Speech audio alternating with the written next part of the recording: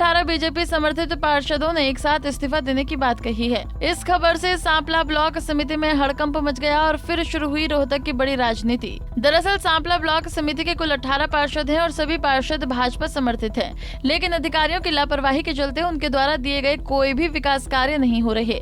बस इसी बात से नाराज होकर आज वो सामूहिक रूप से इस्तीफा देने के लिए सांपला एसडीएम सुभाष जून के पास पहुंच गए और एसडीएम साहब के सामने अपना दुखड़ा रोया।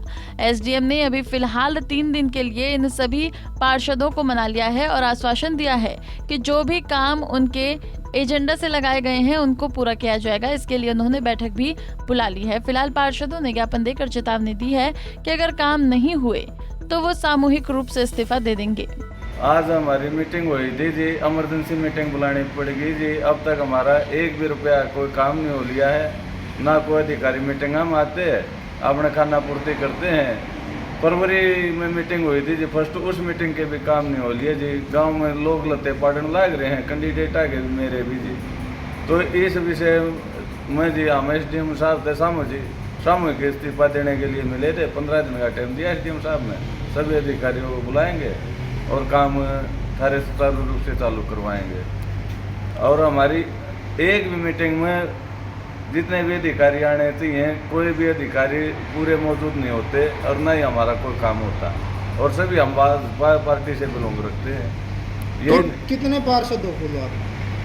हम 18 पार्षद हैं, टोटल 18 पार्षद हैं। सारे के सारे सामूहिक इस्तीफा देने के लिए गए थे। आज क्या सभी पार्षद मौजूद थे? सभी लेडीज भी जेंट्स भी सभी पार्षद मौजूद थे। क्या कारण रहा जो आपने कामों के एस्टीमेट दिए थे, क्या वो भी गायब मिले आपको? गायब क्या, काम ही नहीं हो रहे।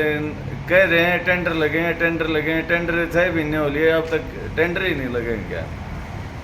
नहीं तो कोई अधिकारी सुनवाई कर रहा है। आज तक मेरे को तो मेरे खाते में ये नहीं पता रुपए ही कितने हैं। इस तरह का व्यवहार चल रहा है। तो अब 15 दिन तक इंतज़ार करेंगे? इंतज़ार की घड़ी ख़त्म हो ली, अब तो लास्ट है। परसों फिर एसडीएम साहब ने हमारी मीटिंग बुलाई है, अधिकारियों को बुलाएंगे।